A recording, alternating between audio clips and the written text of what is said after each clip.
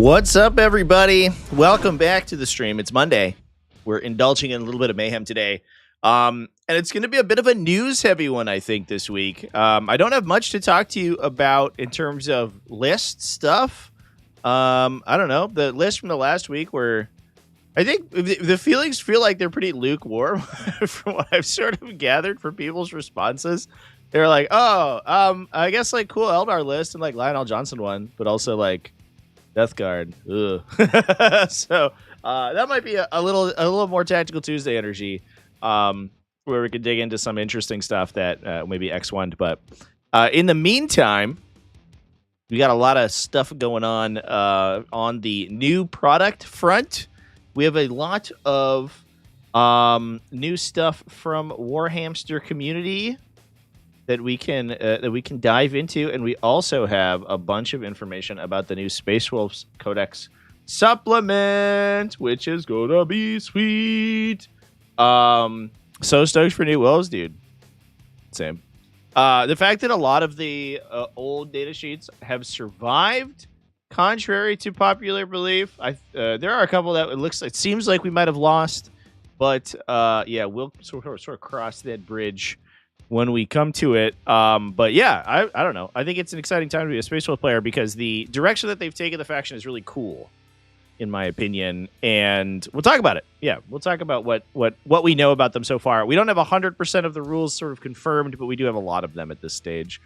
I do want to talk about this new... I haven't actually had a chance to look through these. I basically woke up like an hour ago. This week's Best Armies took a while.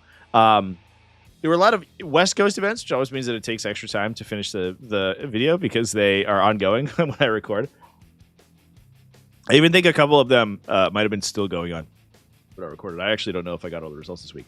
But so there's interesting stuff inside the new chapter approved supplement.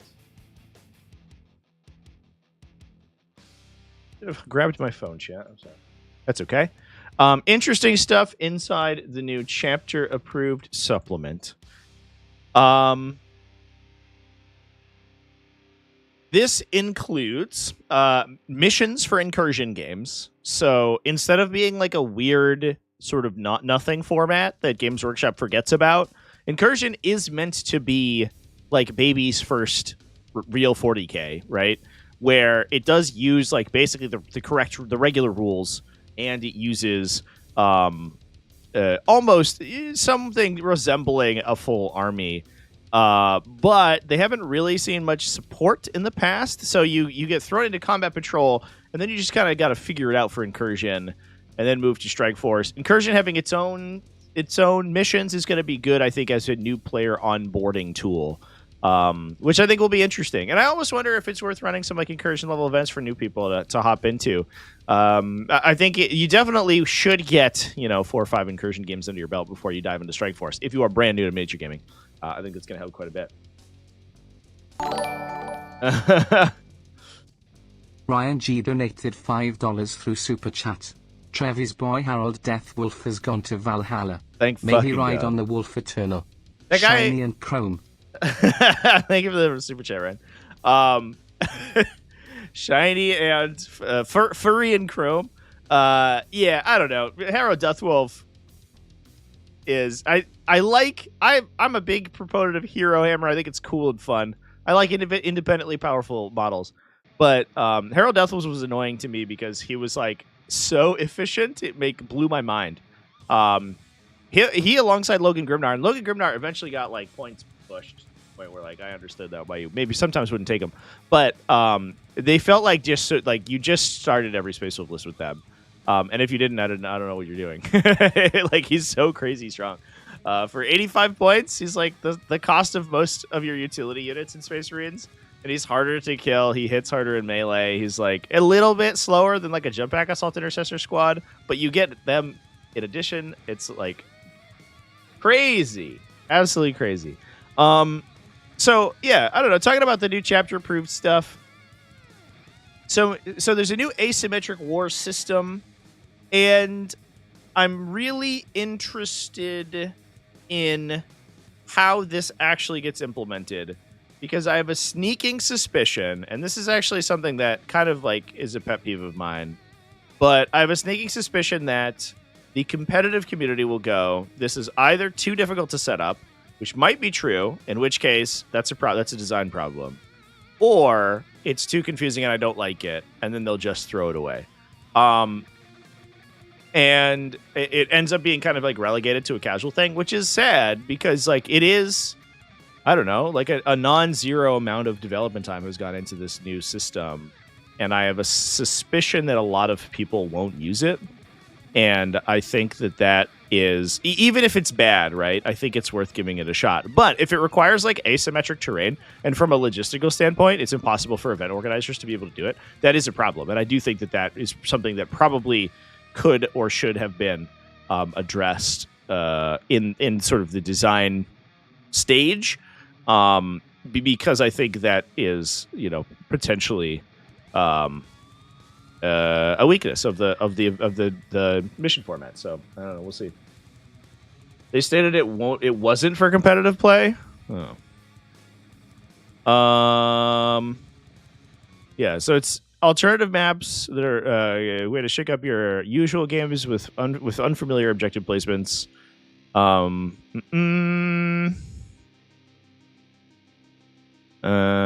Yeah, so this is an interesting one. It's a primary mission where the defender scores 50 victory points and the attacker reduces victory points by performing an action. It is a one-turn action. I'm a little worried about. So the weird thing about this one, I was like reading over it, is that it actually double hits the defender. So the defender has 50 victory points, and the attacker both scores these victory points and reduces the defender's victory points by this amount based on where they complete actions. It is generally on each objective that's wholly within no man's land. So if we look at like this, for example, you have a home objective here, an expansion objective, and then in one additional. You could pretty reasonably action all three of these every turn, which means that you would gain 11 points and the defender loses 11 points. So it's a total differential of 22. Excuse me, that's not true. It's only 8. So it'd be 8 points. So it's a total differential of 16, which is quite a bit. So if you do that 3 times out of 4 rounds, or you get to one of the 2 objectives in your opponent's home, which is not impossible, especially because they have to actually move backwards to screen against like rapid ingresses and stuff, then you could make that number change more quickly. So I don't know. That feels very fast to me, but if these aren't meant to be like well balanced, they're mostly meant to be thematic, then it is what it is. I don't know.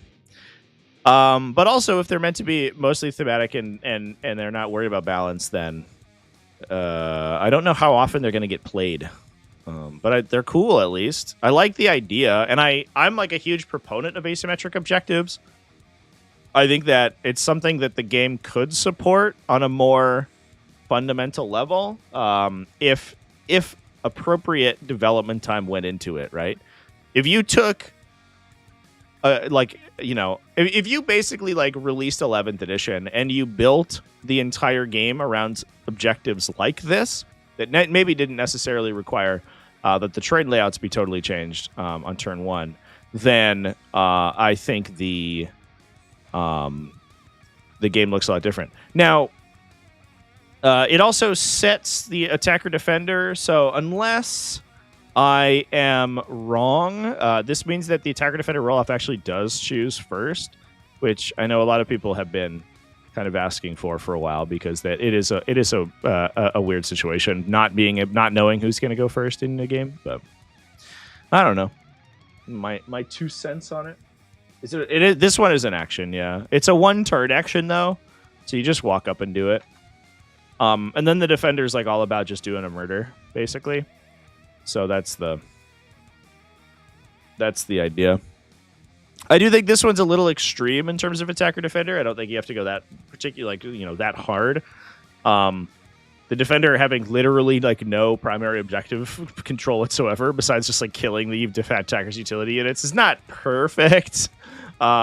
but I do think that at a core level, I don't think the system is like bad or anything. This would be awful for competitive play. Yeah, I think this mission in particular, but I don't think that the asymmetric objective system should be written off.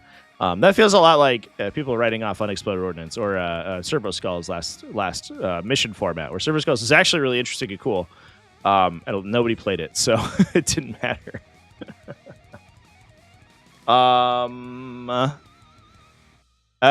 We talked a little bit about Challenger stuff when it first came out. It replaces secret missions. You can now draw a Challenger card when you are down in a battle round. And you either gain a stratagem or a secondary objective to get yourself back to parity, which I think is really interesting and cool. So these ones are either force a breach or secure extraction zone. And the other card is renewed focus and establish comms.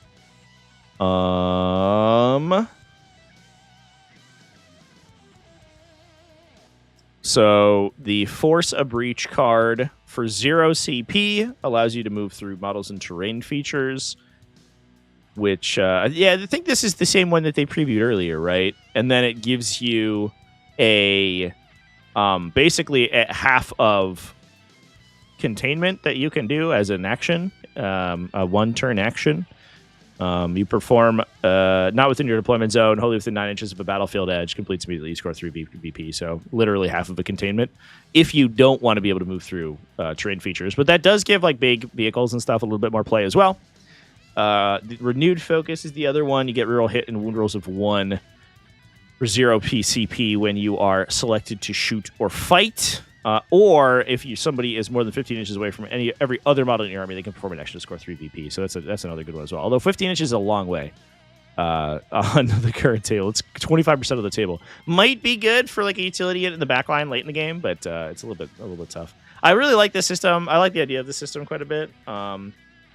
Hopefully it's usable for both players. What I would not like to see is to have these get built around, and that to be one of the big pressures of the format, where players are I'm gonna intentionally lose on victory points so I can get access to these stratagems. I don't love that, but I do like them as a way to smooth out secondary draws. If your draws are bad, then suddenly you have challenger cards that you have access to those, or if you're down on attrition or whatever. Then you can sort of get yourself back into the game on challenger cards. I really like that idea. So we'll see how it ends up being. But we did talk about these most. This is not necessarily new stuff.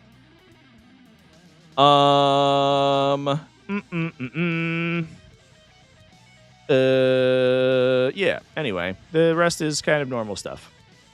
So that's interesting and cool. This is not super new. So let's talk about Space Wolves. Shall we, chat?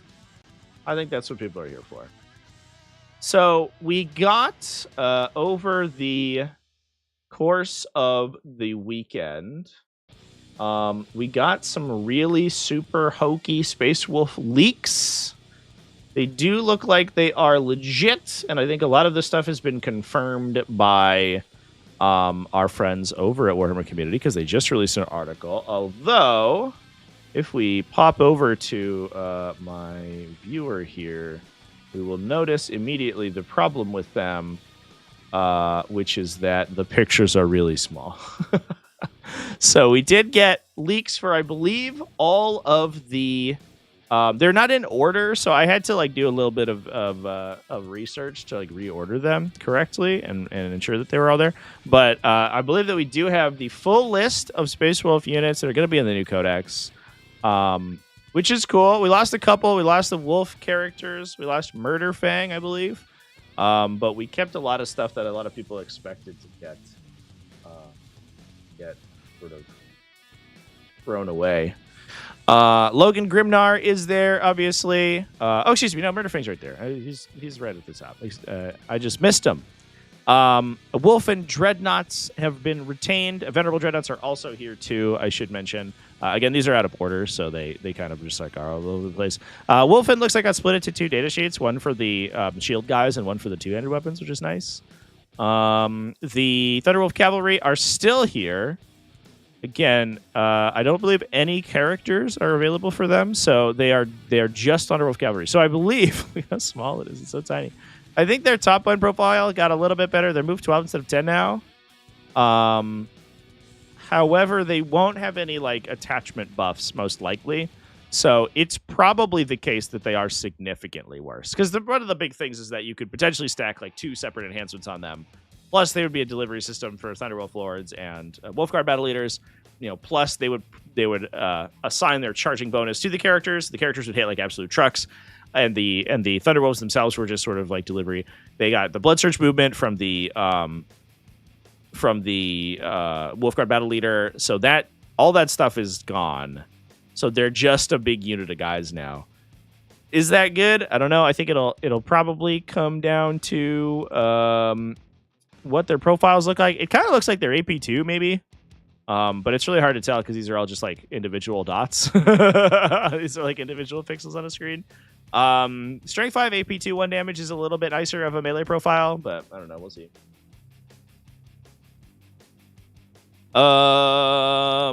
We have the new Wolfguard folks. The Wolfguard head takers. Both Blood Hunters and Grey Hunters are here as well. Some cool top line profile improvements for these guys too.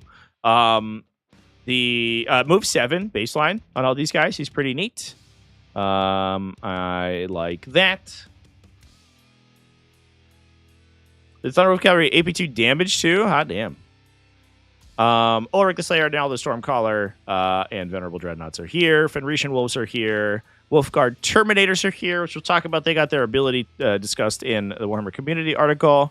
Bjorn the Fell-Handed has been retained. Ragnar Blackmane, I believe, got some significant buffs. He attaches into Wolfguard Head Takers or Blood Claws. And unfortunately, I think it seems like he's probably lost his ability to attach to things like Assault Intercessors, which I think is a little bit of a loss. But he gives them wound rerolls if he's in a Bloodclaw unit, which is kind of sick. So he seems like he's absolutely incredible. I think that he also has retained his extra attacks in the charge. I'm not 100% sure exactly what all these abilities sort of break down to. But that's wild. So actually, kind of surprised we kept this guy, the Iron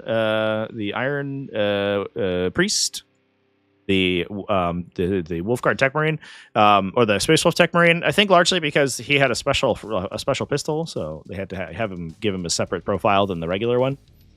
And then there's the head takers. Arjac Rockfist with his new model and the Wolf. So let's look at a little bit of what they do. We have a Warhammer Community article that talks about some of these abilities, and it's very zoomed in, so let's not do that.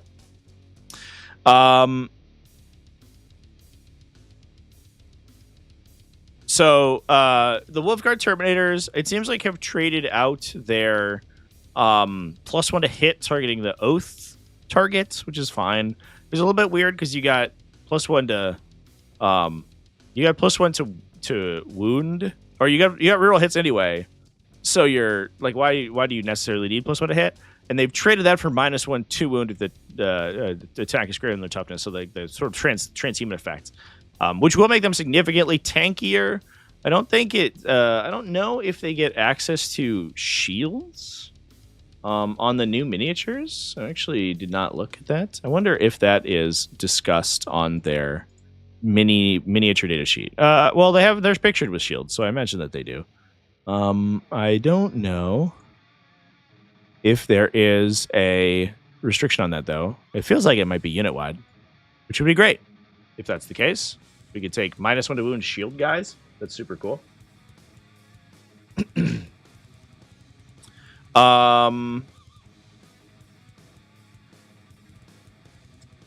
So I guess Logan Grimnar has gotten a little interestingly, he has a he has a CP tax aura, so he's like a Calidus assassin, which I guess is good, especially for like a frontline guy. So I think that's gonna immediately make him good. It seems like he's probably lost his full reroll effect. I don't know if we would keep that going.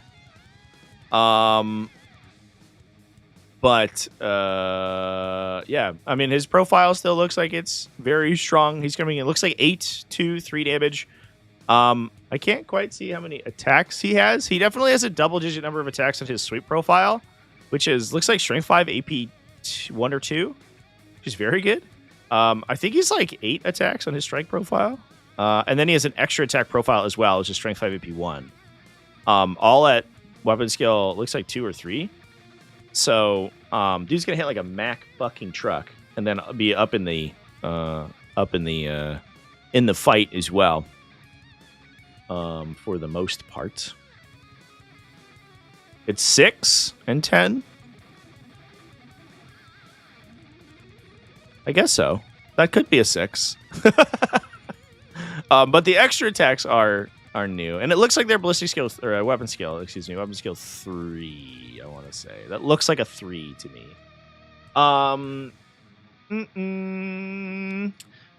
Looks like.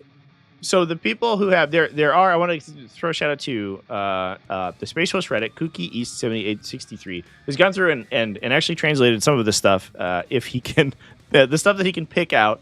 According to him, Logan does have the CP tax aura, which the Warhammer community article also talks about. Once per game, you can also I think bring a unit out of reserves early.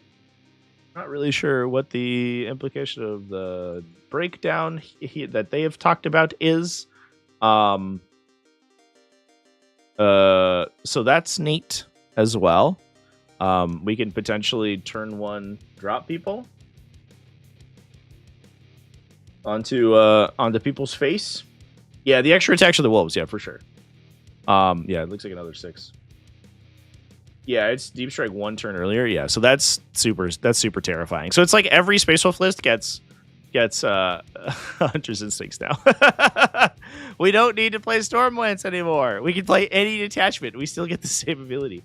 If we take Logan, who's probably going to be expensive, because he looks like a big dude. He's also 8 wounds. T5, 204 up is a Terminator profile with 8 wounds. Hot damn. The dude is a tank. Although it does feel like he's probably not going to be quite as he might be good by himself, actually. Like 8 wounds, he's almost like an Abaddon profile. Not obviously quite as damaging, but relatively close in terms of the defensive profile. And you can play that guy by himself, and then he's just like a CP tax aura with some additional buffs who like late games really hard, so that might be cool. I don't know. Now, yeah, here we go. They do talk about his CP tax aura in the Warhammer community article. They also had some stuff to say about Arjak Rockfist. Arjak apparently comes in with anti-monster, anti-vehicle 3, 5 attacks, strength 8, AP 2, 3 damage. This guy feels like he feels like such an absolute smash. I would be surprised if we weren't taking this guy. He also gets full hit and wound rerolls against character units, which is horrifying. So he's good against like basically any like hefty target your opponent brings to you. Full hit rerolls against full rerolls against characters, and also he's winning basically everything else on 3s. There are very few non-anti-monster, anti-vehicle stuff that he's not going to be winning on 3s at a baseline. Most of the stuff that isn't characters, monsters and vehicles are characters, so then he's going to be rerolling. So he seems incredibly good. He's also precision with a hammer.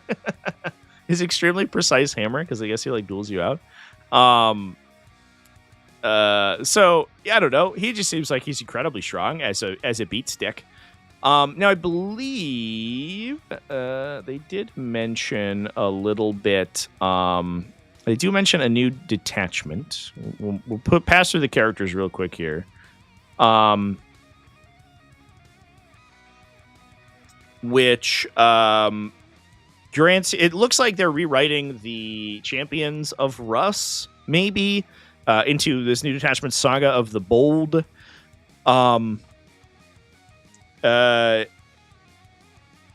You each time one of your characters does something cool, you basically add to a tally. Once you've done that 3 times, you get floating rerolls army-wide. So it's if a character unit, it's not the character model, which is important, it's character unit, destroys your Oath of Moment target. If you do that twice in a game, you are wholly within your opponent's deployment zone at the end of your opponent's turn, or from round 2 onwards, you are you start the round in range of an objective marker outside your deployment zone. You start your turn in your command phase. So this don't feel impossible to score, especially if you can find like good shooting profiles with ranged with characters, so that your character units can kill Oath of Moment targets. This might actually be pretty reasonable to get off. Then you can start to push the characters to be really strong. The characters then get a hit wound.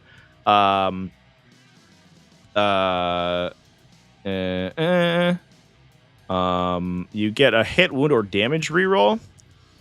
I don't know if I understand the difference between these. If the saga is completed, you can reroll 1 hit roll, 1 wound roll, or 1 damage roll. If you are a character unit, you can reroll 1 hit roll, 1 wound roll, or 1 damage roll. That's interesting. Hold up. Wait, the characters get worse? I think I misread this the first time I read this. Now that I'm reading it again, I'm confused. So each time an Astartes unit from your army, select a shooter, fights. If your saga is completed, you get a reroll. Otherwise, if you're a Space Wolf character... Okay, so the Space Wolf... All right, I didn't understand what it was doing. So the Space Wolf characters get a floating hit wound or damage roll all the time. Then if you complete the saga, you get them army-wide. And it's also 1 hit wound and damage, so it's the good version of floating rerolls. It's like Imperial Knights kind of thing. So it's easier for your characters to kill people. When your characters kill people, they then buff the rest of the army if you can get to 3 sagas complete, which I guess the goal would be to try to do at the end of round 3, maybe. And then you start to late game really, really hard with like just like individual, like big punchy stuff, like Vindicator shooting with like floating hit, wound, and damage is like wild. They start to get super duper consistent. So I think that's kind of the name of the game. And then you can also imagine that like you're charging Arjak Rockfist right into a tank, and he has a hit and wound. He's hitting on 2s, wounding on 3s, and he has a hit and a wound damage reroll available to him. The chances that he convert all 5 of his attacks are pretty high, which means you're putting 5 AP2 3 damage hits onto a vehicle. That's a scary amount of damage if you can like hold him until getting that late game. But obviously, it's a little bit of a it's a tension that you have to kind of hold those characters to the back instead of completing the sagas early. Weird timing because there isn't a once per turn restriction on completing oaths. If you kill a unit with a leader, you automatically get the first 2.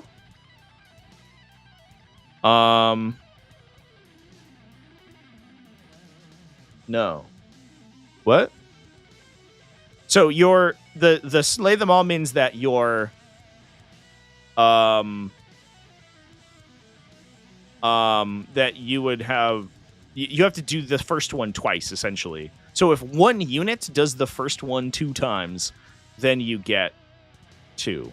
But you have to complete 3 different ones. So once you destroy an Oath of Moment target with a character, that's done, and you cross it off the list. Then, if the unit that did the first one, or if it killed an Oath of Moment target earlier, does it again, then they cross the second one off the list. I think for the most part, Overrun and Hold the Line, in addition to the Oath of Moment one, are probably going to be the way that things get worked out. If I had to hazard a guess, because like doing this one, for example, with the combi weapon lieutenant is like trivial, right? Like that's easy, done. We've done it already. We basically could write it off immediately. like deep striking a character into your opponent's deployment zone, and it works at the end of either player's turn. So if they leave their deployment zone open and you just rapid ingress like a Terminator character, like our Jack, for example, then you just get it at the end of their turn, right? Then as soon as you get 3 of those, you're completed immediately. So like at least 2 of these are very easy to score. It's getting the 3rd one that's the tough part. And I wonder too if like you start to see some like Hellblaster play maybe. We start to see some like can you put like captains into Devastator squads? You cannot. They don't want you to lead Devastator squads. What can you put lieutenants into? There's all sorts of weird shit you can put into stuff, right? I guess like Stern Guard maybe with a character, with an attached character, but just stuff that you can like really early, just like oath a utility unit and then kill it with a gun, right? And then if you can do that, you can get that first one crossed off really easily, and then you're theoretically potentially completing the entire saga on round 2. Which is crazy, right? And then like suddenly the back of your line is like a bunch of ballistic dreadnoughts that get hit like wound and damage rerolls baked in. That goes wild, right? You become better Ironstorm Spearhead as soon as you complete that stuff. So I don't know. It seems kind of sick, to be honest. Why is it Bloodthirster on the thumbnail? Because it's always a Bloodthirster. That's the Monday Mayhem thumbnail. Welcome to TacticalTortoise 40K. We're a YouTube channel. Would it count for doing the first 2 if you killed an Oath bodyguard and then the character?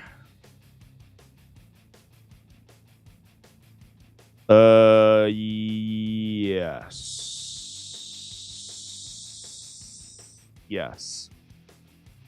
I believe that it would. That might require an FAQ. I think that you do. Yeah, because the destroyed trigger treats the 2 units as being separate. So it's when you're checking whether or not you destroyed your Oath of Moment target, you basically have 2 Oath of Moment targets that you just target once, essentially, right? So unless there's like a clause in there that I'm not aware of, I believe that you would get the first 2 if you killed a character unit. Doing that in a position where it's like relevant is going to be the question mark, right? Because that feels like killing an entire character unit feels like something that doesn't typically happen until round 3. And I feel like the goal is to get this done in round 2. And if you can get it done in round 2 and suddenly you're going in the majority of the game, you're benefiting from the full floating rerolls, I think you're going to go crazy.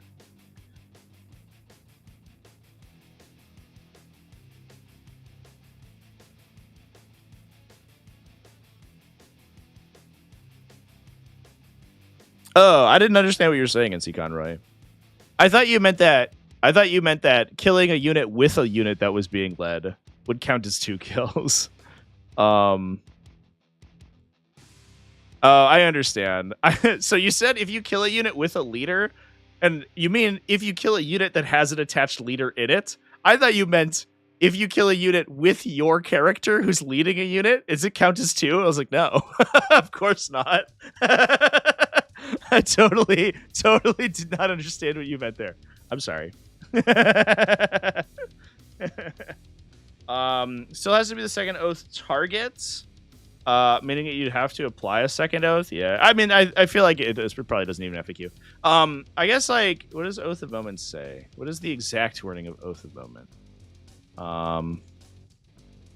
Because when it comes to targeting with Oath of Moment, both the character and its attached unit are one unit, so they are targeted by the effect, and then they're treated as separate for the purposes of being destroyed.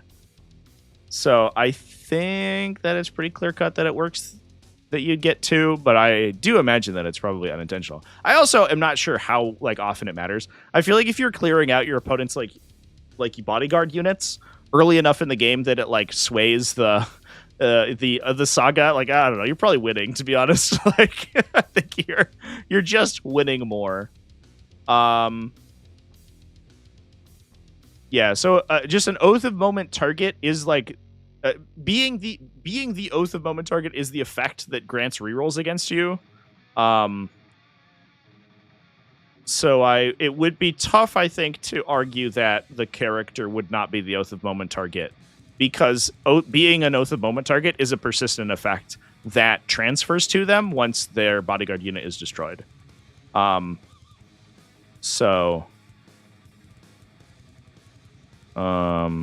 Yeah. That's what I have to say. Field Day into Emperor's Children. Yeah, Emperor's Children actually get like kind of fucked by that for sure. We'll see. I do feel like I mean, we also have like this fucking guy, right?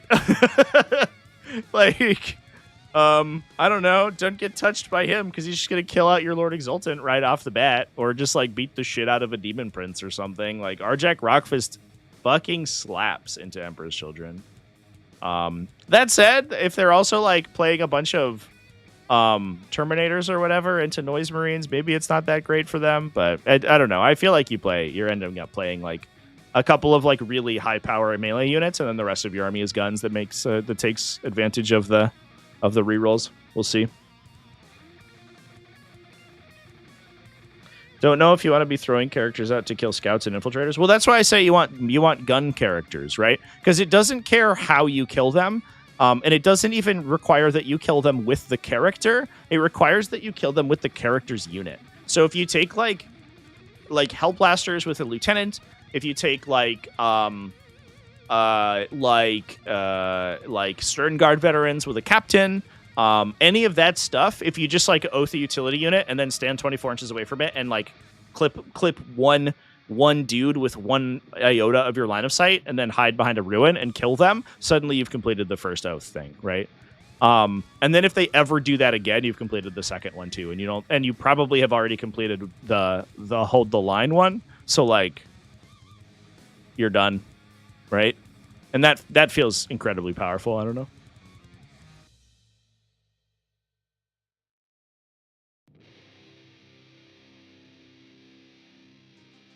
Imagine Venerable Dreadnought spam. Couple character info units to boost saga scoring. Yeah. I mean, talk about a guy who's gonna get hold the lines beyond the Valianted, right? Do Space Marine characters leading Space Marine units count as Space Wolf character units? That is a good question.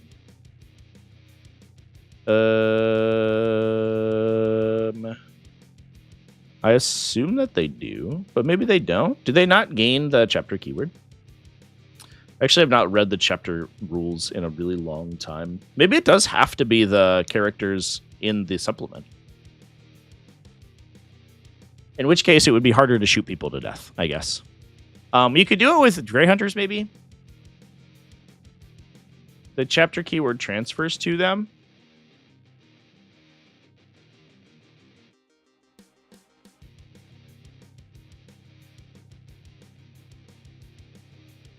Does it? That is actually a great question. Yeah, maybe all of the advice that I was giving is wrong. Where does it say that? Just out of curiosity. I was all excited about talking about this about that, but I totally forgot that. I don't know if the faction keyword gets applied. Shoot move eliminators would be sick. Ooh, that would be good too. Yeah, for sure. Yeah, I guess that's definitely worth double checking on. I don't know where I would find that, to be honest.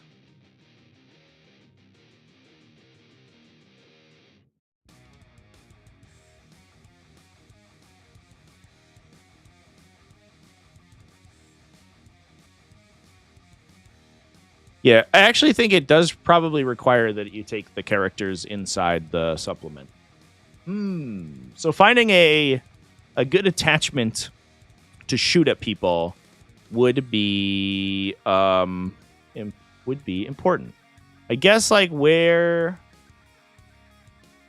could we find those? I guess Like, the dreadnoughts are good to start with, right? Because they have good guns. This guy... It looks like they all attach internally to the codex. So I don't know. Because it looks like they attach to Blood Claws. I think this is Grey Hunters and Wolfguard. Whatever the Wolfguard unit's called. Wolfguard something. I forget what it's named. So maybe we have to like do it with Bjorn.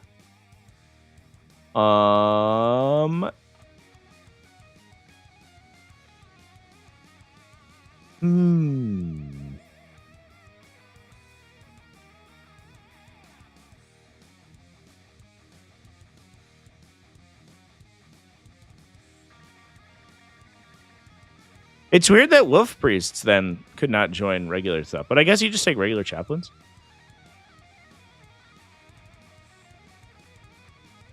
It depends on what GW allows generic characters to attach to in the Space Wolf Codex. That's true, but the hope would be that you attach characters to the heavier guns, right? That would, I think, be the ideal. But it seems like that might be tough. That's a really good call out, by the way, chat. The rule I'm looking for would be in the Space Wolf Codex. As of now, it's in the index. Oh, is it? Well, if that's the case, then we can assume that it's in there. I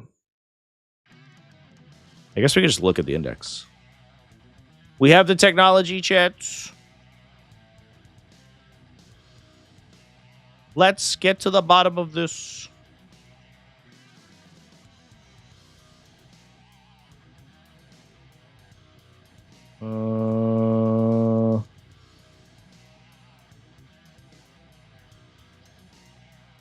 This is just, yeah, it's not in the index.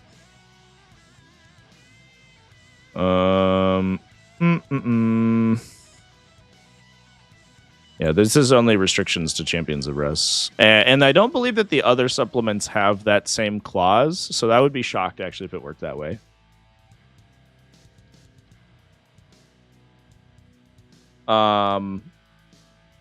No, your faction keyword is Adeptus Astartes. Space Wolf is your chapter keyword. The way chapter keywords work is that if they are exclusive, so if you include a unit with a chapter keyword, it disallows inclusion of any other chapter keywords. So it doesn't apply to your whole army. Your army isn't Space Wolves. Your army is Adeptus Astartes. And you can't take any units with chapter keywords that aren't Space Wolves. But any of the, unless otherwise specified, any of the non-keyworded units are fair game. Because they are Adeptus Astartes units.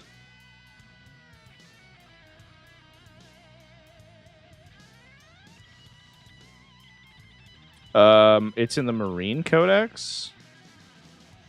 I don't believe it is, chat. So here's the Space Marine chapter rule, and somebody can correct me if this is incorrect. If it has a second faction keyword on its datasheet, the faction keyword is the name of the unit's chapter. For example, Marnia's Calgar has Adeptus Astartes and Ultramarines. You cannot include units from more than one chapter. And then Black Templars have a restriction, Deathwatch have a restriction, Space Wolf has a restriction. So it's not that Space Wolf, you can't take... it's not that in a Space Wolf army, you can't take Devastators. It's if that you take Ragnar Blackmane, who has the Space Wolf chapter keyword, he disallows you taking Devastators, right? But your faction keyword that you're selecting is still Space Marines. There's nothing that says that you confer the chapter keyword over. Yeah.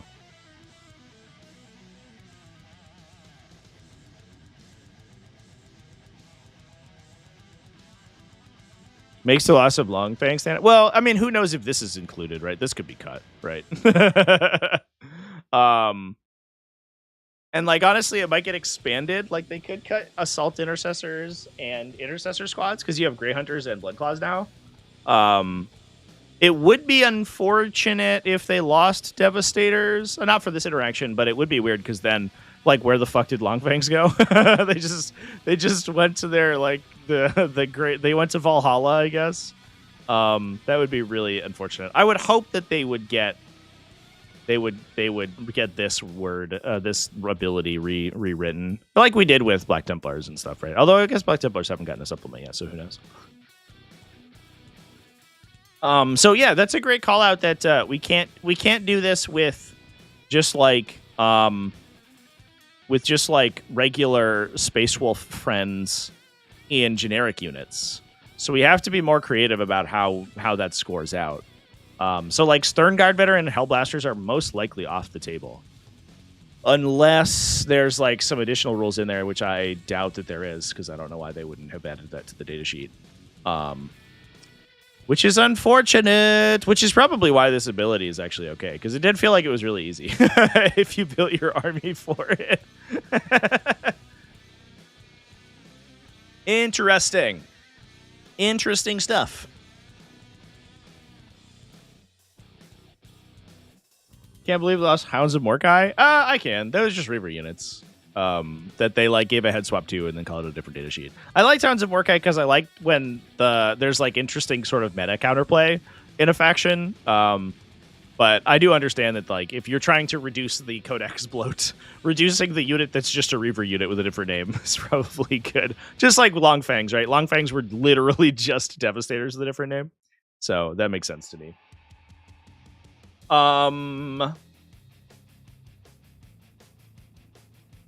Cool.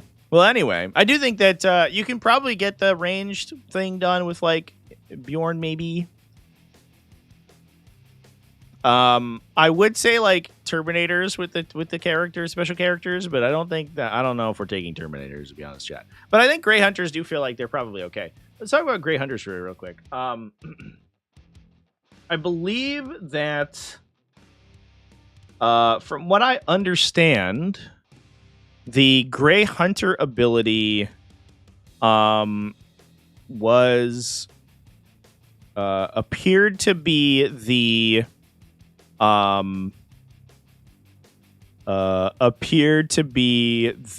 Assault Intercessor ability. Now, I don't know if it triggers only in melee, if it works with ranged attacks as well. But if it does, that's phenomenal. Also, baseline OC3. Holy shit. What the fuck? That's insanity. If that's the case, that's so nuts. That definitely looks like a 3.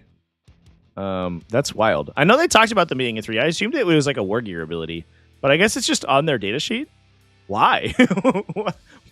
Wait, why? Why are they so high OC? Who remembers the hot minute where Space Wolves were army-wide objective secured in 9th edition? They accidentally wrote their codex wrong and made their entire army objective secured. So you could use Land Speeder Tempests to take people's objectives while in flight mode. Insanity. So it looks like they might get full rerolls targeting enemies on objectives with their guns. I think that they're only restricted to having carbines, but it looks like the carbines are rapid fire 1, so you could potentially be firing like quite a few full rerolling bolter shots out of these guys, which could be neat. OC3 is nuts, yeah. Yeah, it doesn't look like there is a unit option. There's a size option though, right?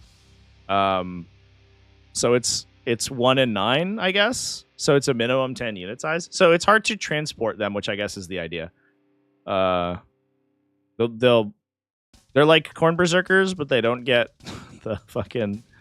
they don't get rhinos. Boy. Which seems a little tough. So maybe that's fine actually. 3-mans with OC3 do feel like they would be a little silly. Like you play them in Gladius Task Force and you're just advancing and charging like 16 OC under your opponent's objectives constantly. And they're like, please stop, I need those. But if it's a 10-man and then you're burning 200 points or whatever to take them, that's probably going to be a tough sell.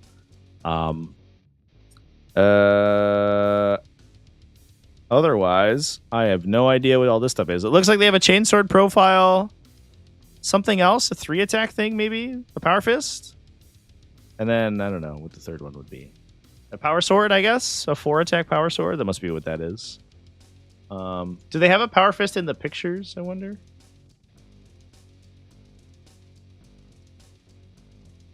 Oh, I can't find them. I don't know. As soon as Warhammer community articles go off the front page, they become so difficult to find. So I don't know where their pictures are.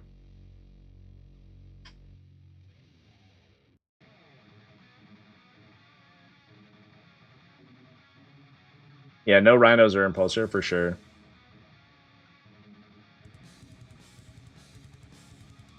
All right.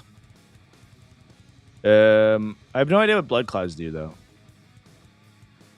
Is it advance and charge? Feels like advance and charge. It's probably good. And you can take up to 20s. It looks like, I think that looks like a big number, which is kind of sweet. All right, let's talk about some of the other characters while we're here.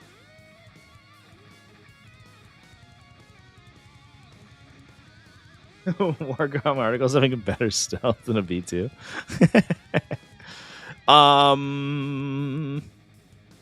So New Njal, the Stormcaller. While he's leading a unit, ranged weapons gain assault. Each time they advance, you add 6 to the movement characteristic of models in that unit. So, I guess you could run. I guess if you're running him and you're in an advance and charge detachment, you could go for days, right? So that's actually relatively scary as a unit, just for a CP to advance and charge, and you go 13 and then charge, so your average threat range is 20-ish. That is solid. I am happy that we're finally getting back to actual threat ranges in 40k. Early 10th was really rough, where we were just wandering 5 inches at each other and hoping for the best. Being able to actually interact with the other side of the table with melee units is going to be interesting and good. Assault and long advances is interesting, but it seems like he's only going to be attachable into head takers and the claw units, right? So I don't know if there's any other fancy stuff we can do with that. Yeah, it looks like I think literally everyone is Blood Claws, Grey Hunters, Wolfguard head takers, besides the Terminator characters, which is unfortunate. Do they have any information about the head takers here? It doesn't seem like they do. No, Sedge. The Wolf Priest, on the other hand, gives you +1 to wound and regenerates a guy back to the unit in your command phase. That's actually relatively good for OC3 large units, because it is difficult to kill all 10 Space Marines in a go if they're not running directly into your face.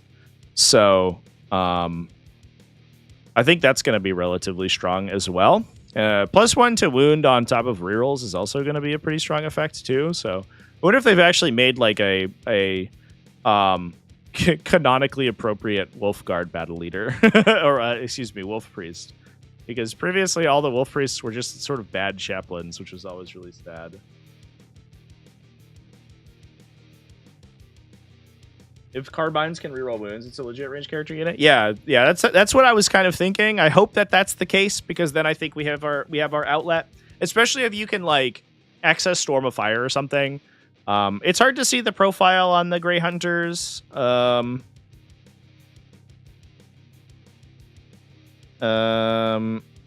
don't know if they have an AP value. It kind of looks like they don't. Looks like this is, I think, the bolt pistol. This is the carbine, which is 401, but it's really hard to tell. Potentially up to 3 shots apiece, though. So we could be firing 30 shots with that, with all that, the gubbins, which could be pretty nice. And then your opponent obviously has to play around that the entire time.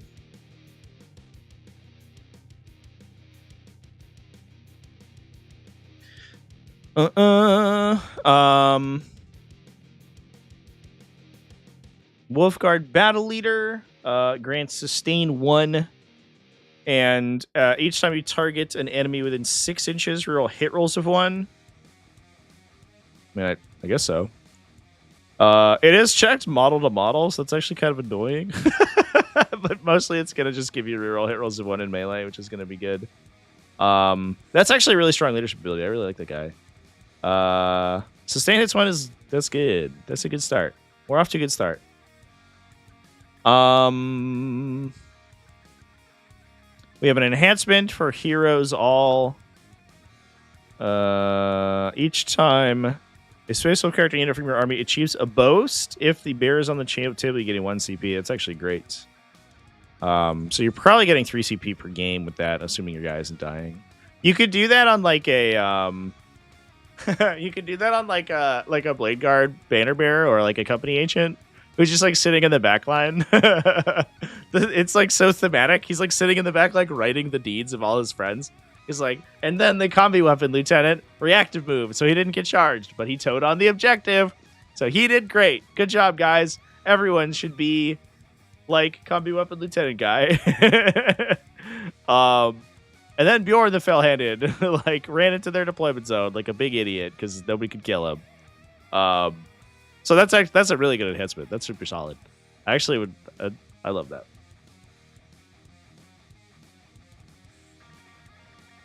If it's model to model, you have to slow roll your shooting. Yes. Well, you have to split roll. You have to measure the models within 6, and then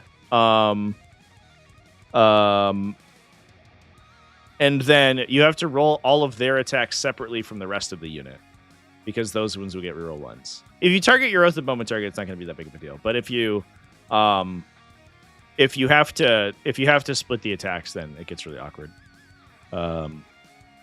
It probably won't be that annoying, but it is a little bit of extra time, especially for Space Marines, who tend to spend like most of their game just rolling millions of attacks and then rerolling and stuff.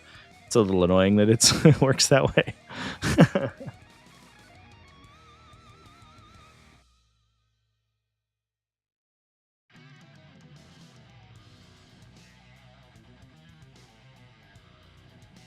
Mentions the Head Taker's war gear. Yeah.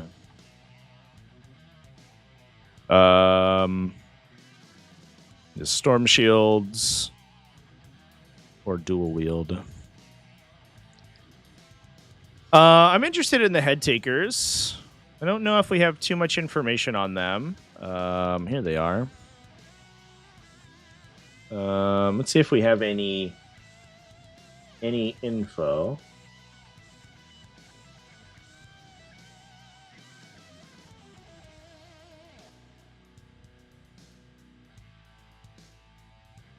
Nope. Not much. These are kind of incomprehensible. Yeah, unfortunately. Don't have much there. Move 7, the wolves are move 10, which is interesting, but OC 0. So they're just like regular Cyberwolf or Fenrisian Wolf profiles, it looks like. And they have a million abilities. So I'm curious to see what they are. It kind of seems like, depending on the weapons that they have, they may gain different attack keywords. These look like they're gaining attack keywords based on what they're attacking or what they're attacking with, which I think would be neat. And it does feel like they probably have the Blade Guard like combat stances as well. That seems like what this is. It seems like they have a reroll 1s effect in there somewhere. Shields get a 4+ invulnerable save. And there are base 3 wounds. Yeah, I don't know. Depends on what the weapon profile is for these guys, almost certainly. I also don't know what the unit size is.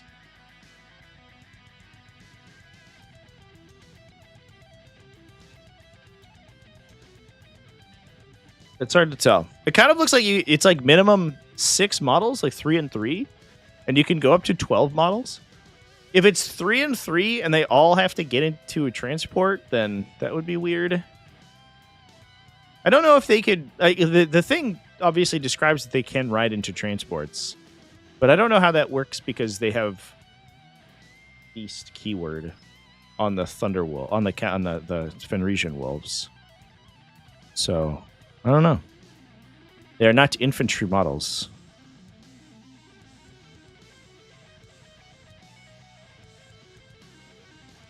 The wolves can detach like into a separate unit. Oh. I don't... All right. Well, that's probably what one of these abilities is, I guess, if that's the case. I don't know anything about that. It's amazing that the guy who takes pictures of Bigfoot like this. Yeah, for sure. That's fascinating. I wonder, like, I guess, I don't know. It feels like it's an artificial...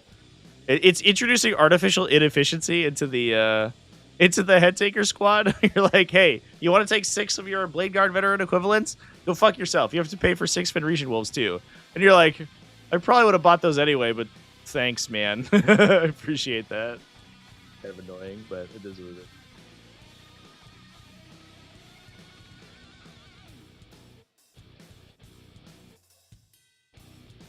All right. Any other information we have to discuss here? Take a peek. Bjorn, it seems like, has totally reconsidered his life choices. And he now generates CP instead of taxing CP, which is totally different now. Looks like his melee attack is probably pretty close to being the same. What's up, kitty cat? Yeah, you squeaky baby. He gains you a CP at the start, and it looks like he has a transhuman effect, so -1 to wound damage if your strength is high. Lost his half damage, but he kept his feel no pain. So he is going to be easier to kill. Hopefully that also means that he can be a little bit cheaper. Because a CP generating Dreadnought with a big gun is actually going to be awesome. It's going to be less annoying to play against, but I think probably also just, like, pretty good. That also probably means you don't need the Scald enhancement, now that I'm thinking about it. Like, it's too bad we printed that in the character detachment, where we're almost certainly taking this guy. Unfortunate. Hi, kitty. Come up, baby, so you don't squeak into my microphone. Ugh. Yeah.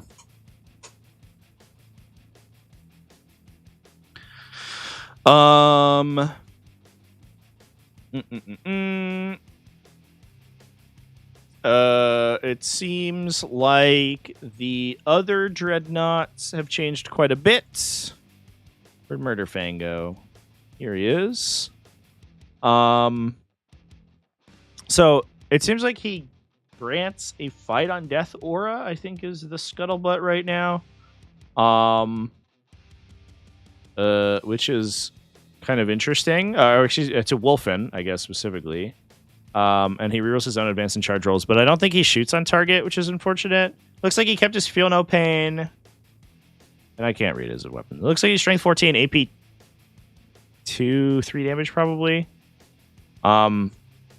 This is maybe twin linked, but that is just a smudge.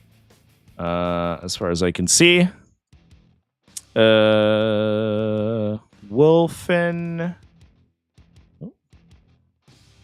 Dreadnoughts do something. Probably a blood surge movement, and they gain an OC bonus if they're near characters, which is, I guess, the new Wolfen mechanic. That's what Wolfen do. They don't fight on death, but they gain a bonus when they have characters nearby. You can also, interestingly, take 6 units of Wolfen now. If you really want to. Their move 8 base, if their melee profiles are good, then that's actually probably pretty reasonable. Because you lose the downside of not having to, not being able to, like, perform actions or do anything like that.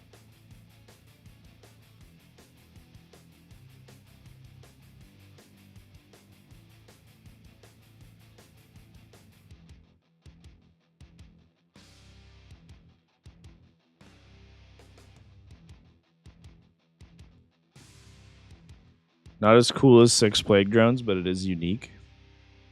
Well, I think it's cooler than 6 plague drones, in fairness. I'm interested to see what the two-handed guys get to compete with the 4+ invulnerable save guys, because it feels like There's literally no universe in which you would take the guys without the 4+ invulnerable save. Maybe they're like ludicrously inexpensive. And they're T6 as well. Like that's pretty high. But it kind of looks like they have a 3 attack weapon, which I don't know if I'm that into. This looks like they have an extra attack on their weapon, I think, is what kind of what it looks like. And this kind of looks like their hammers are 3 damage now. The level of 3 damage is crazy. It almost looks like they're 2 attacks, weapon skill 3, strength 6-ish, AP 1 or 2, 3 damage, versus 3 attacks in the same profile. But that's me trying to decipher basically hieroglyphs, so I don't know. Also, movement 9. These actually might be sick, now that I'm kind of thinking about it. If they have an OC value, so they can take objectives if you're following them with the character, and they're super fast, and it seems like they hit fairly hard. I think they might actually be really scary. It does look like they are locked, I think, maybe to a unit count. I'm not quite sure. And I guess the only thing that we haven't talked about is Ulrich. I believe that we've talked mostly about everyone else. Current scuttlebutt is Ulrich gives you +1 to hit to his attached unit. If they target a character, monster, or vehicle, you also gain +1 to wound. Not quite as good as full rerolls, but you know what? I'll take it. And then he gets a bonus once he kills a character monster. Once his unit kills a character, monster, or vehicle.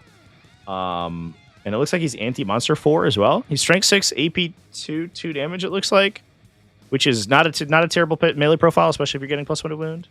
So he's actually probably going to be a pretty solid inclusion. Honestly, all these characters seem like super solid. I don't know if there's any of these guys that I would be like upset about taking. Especially if they're in like little units of like 3 to 6 guys who actually hit like way above their weight class, and they're not super expensive, then I think we're really off to the races here with these like head taker units potentially. Could be neat. I don't know. Mr. Toadswolf, yeah. There's a potential leak that seems to match the weapon profiles. Hammers are anti-monster, anti-vehicle 4. And the claws and ash are sustained hits. Wait, the hammers on the shield guys get anti-monster, anti-vehicle? Oh, that is what that looks like, yep. And that looks like sustained 1. One of these things is not like the others, chat. Alright, well, I guess it's alright. I got an invuln save and anti-monster, anti-vehicle? Okay. Sure, man. Incredible. They translated some stuff, but Nyal is still Stormcaller. Yeah, I wonder why that is. Because like all of the proper nouns did get translated, right? Yeah, except like the ones that could be, except for specifically Nyal. Yeah. Is Dreadnought not a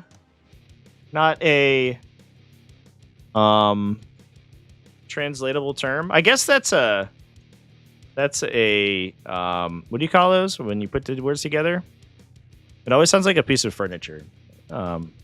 Portmanteau of 2 English words. So I don't know. Am I streaming ATC in July? I am. I sure am. 8-bound, but cheaper, faster, stronger, tougher, deadlier. Well, no, but they have. It seems like they have less attacks. They don't scout. They have less wounds. So, like, basically, they're also literally slower. So, like, none of those things. Not to say that 8-bound aren't over expensive, to be fair. Wonder if Murderfang keeps his hitting. It seems like he does not. I think it seems like Murderfang has lost his fight on target. I think that he now grants a 4+ fight on death to Wolfen. So he's kind of like a Wolfen leader, sort of. which is, I guess, unfortunate. He doesn't feel quite as necessary anymore. Hit ability is certainly not as good. This big blurry German, yeah, literally only blurry German. If it's proper resolution German, I can't understand it. I just don't get it. I don't know what the Wolfen Dreadnoughts do. Do we have any info? Maybe. Oh, a Blood Surge, I think, is what we talked about. Yeah, I think they have Blood Surge. Just kidding. Meanwhile, the unstoppable mutation as an old one-eye only knows how to pinch people with damage on his sweeps. Ryan, are you just like trying to bait me into complaining about Tyranids? It definitely feels like the power creep has set in, right? Like the damage characteristic creep. Like looking at Death Guard, like the rest of the entire edition, we're like, guys, we have to make it so it's hard to one-shot people, and it's really difficult to get to like confirm kills. You have to like combo multiple things together to actually destroy units, and everything is like comes down to dice rolls.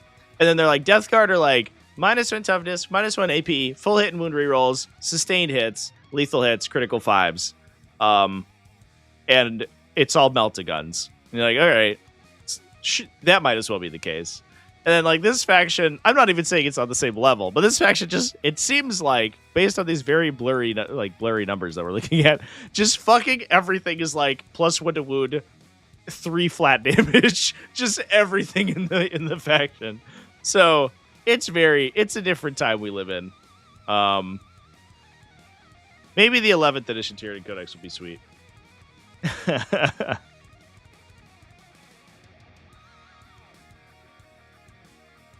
Yeah, Firestorm, Assault Force +3 strength for 25 points, and Monomortis +3 strength, +1 AP, +1 damage for 10 points. Yeah, 100%. For sure.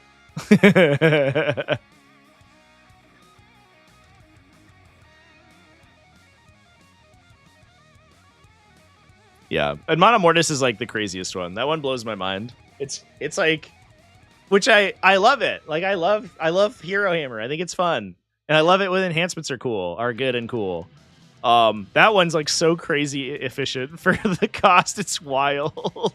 But also, like, to some extent, you know, you're paying like 150 points for a Custodes character, and they hit like a normal Custodes, so you're like, why am I doing this? So giving them a little incentive to play their characters, I think, was definitely helpful. So, like, the cross-faction comparison maybe isn't quite there, because it's not like a Space Marine captain with +3 strength and attacking 10 times is, like, bad. But you know, it is funny to look at them next to each other, for sure.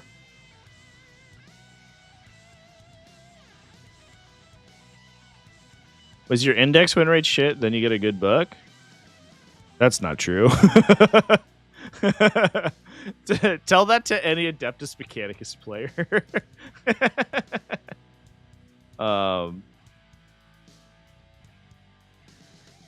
Don't get Oath on +1, you get +1 to wound on multiple melee units. Yeah, for sure. Yeah, I mean, and honestly, like, points values are going to be huge, especially for a faction that's probably going to be locked into 10-man units. Points values are going to be such a big part of how strong this faction is, this supplement is. Because if these guys, like, if these Grey Hunters come out and are like 16 points per model, they're going to be fucking insane. But if they come out at like 20, which is probably where I'm expecting them to be, then they're going to be like, I don't know, mid at best, I guess. But like, because like that individual number changes so much because of how big the unit is that it's like, it's hard to tell.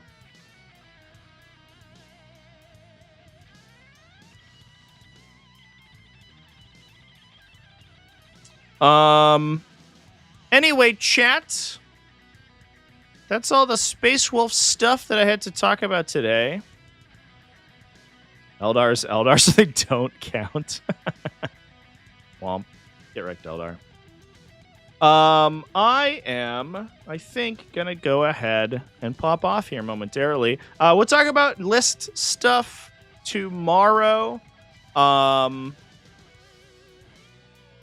Regular old list stuff, and then there won't be live streams, or at least I won't commit to live streams next week because I'm going to be traveling for DreamHack. Please go give me a little follow on the DreamHack page, because on the DreamHack stream page, which you can find on the live tab on my channel, because that's going to be a huge, a big ol' show. So I'm excited for that. But with that, folks, I'll hop off. I will be live over on Twitch in a couple of hours. I believe that my scheduled game on Twitch today is for 7. Oh, I didn't put it on the calendar. I've been remiss. So I will go and double check that, but I believe that that's when it is, and I'll post it up when I double check it. I need to show my team matrix. We're playing Emperor's Children into Tau, which is interesting. And then after that, I believe I will probably have a GT game.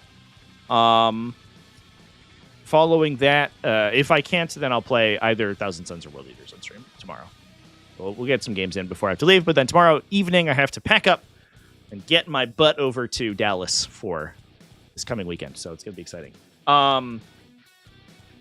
Yeah, I'm interested to see how it goes, because it does feel like, I don't know, it feels like I have had a little bit of problems, like, sort of getting Emperor's Children across the line against, like, big gunline armies, but also Tower aren't the greatest thing at holding objectives, which is probably going to hurt them quite a bit, so I don't know, I'm interested to see how it goes. But yeah, that's what's going on today, so I'll see you on Twitch in a couple hours, everybody. Other than that, I think I will let y'all go. Don't forget to hop on the stream for tomorrow, because we'll talk about some lists. Hope I filled up the blinker fluid for sure. The headlamp fluid. I got to run down to the shop and get some headlight fluid. All right, everybody. I'll see you later this evening. Cheers, everyone. Keep it classy, folks. Have happy wargaming. Goodbye.